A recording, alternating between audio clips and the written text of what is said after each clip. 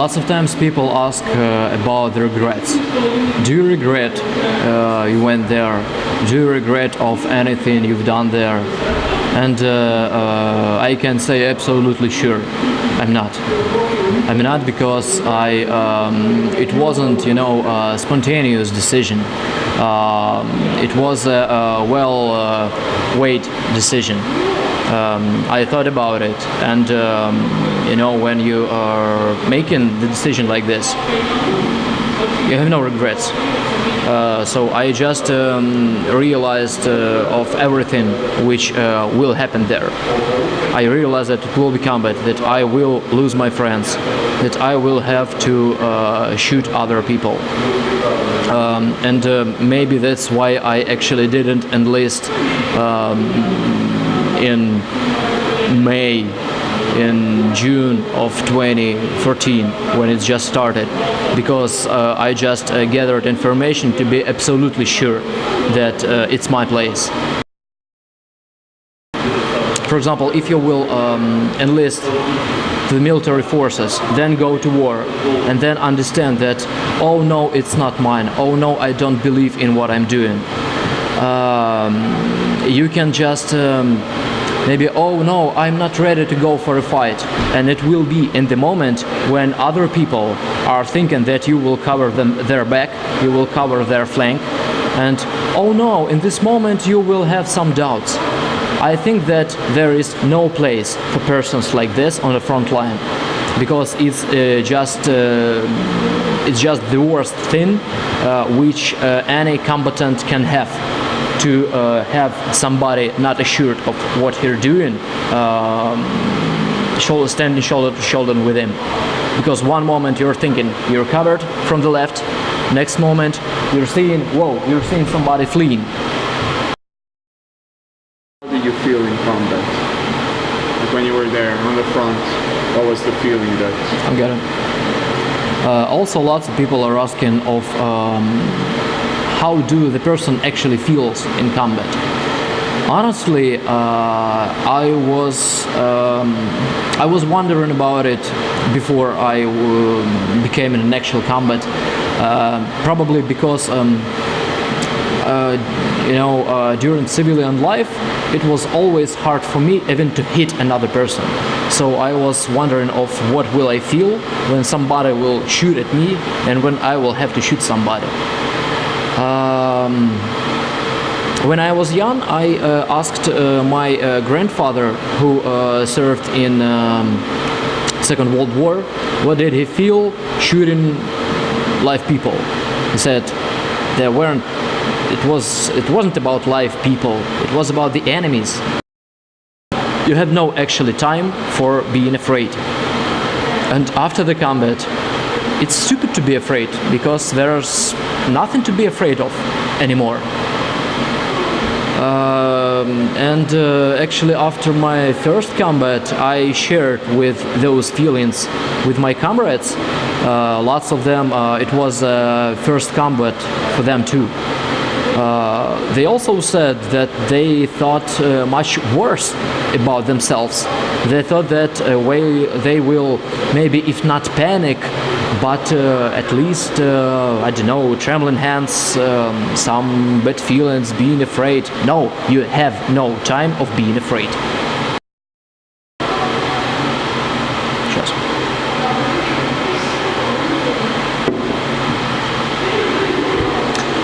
What feelings do I have of being in the service, of being in the combat?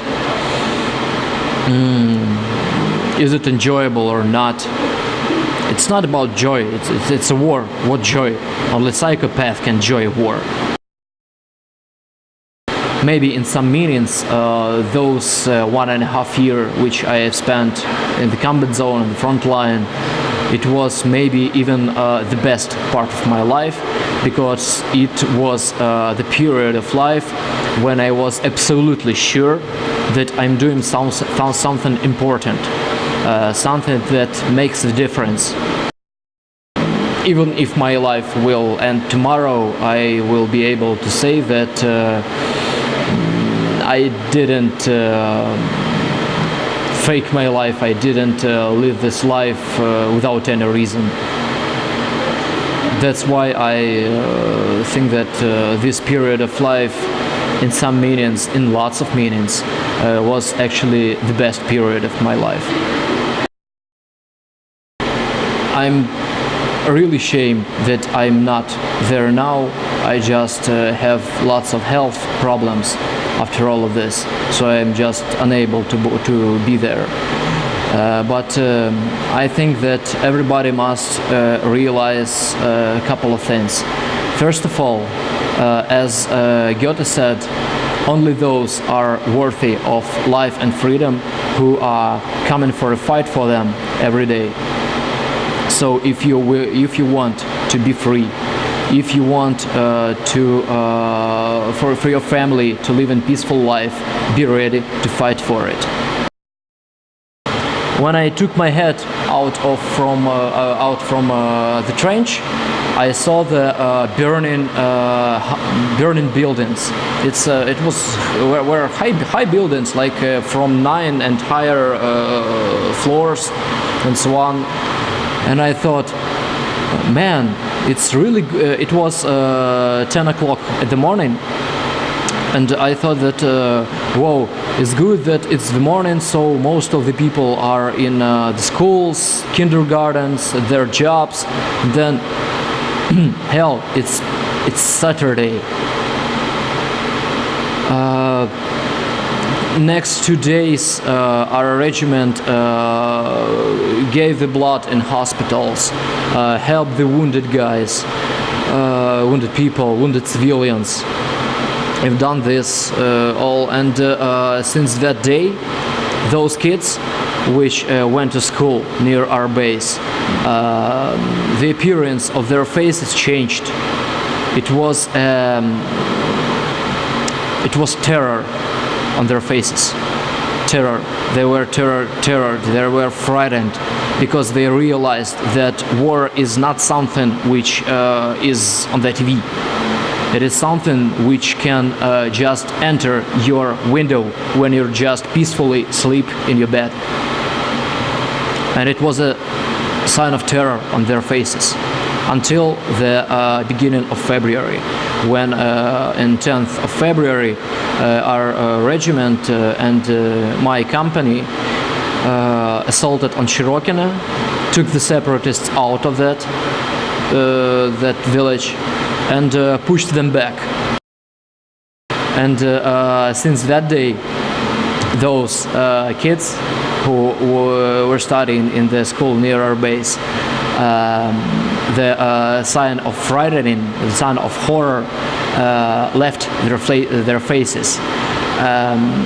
There are lots of not Ukrainian supporters in their region in which they live, but doesn't depend on it because of those kids realized that those bearded, camouflaged, tattooed, armed men just smashed the bad guys and made it impossible for them to be attacked by the bad guys. So every morning when we went out to make some morning exercises like running around the base and so on, those kids which were going to school waved us, like they cried, "Hail to Ukraine! Slava Ukraini!" Of course we answered them, "Героям слава! Hail to the heroes!" It's like Ukrainian national motto. And looking at those faces of those kids which understood that now they are in safe because of us, to say it was inspiring, it's to say anything. And looking at those faces, that's whom and that's what we did fight for.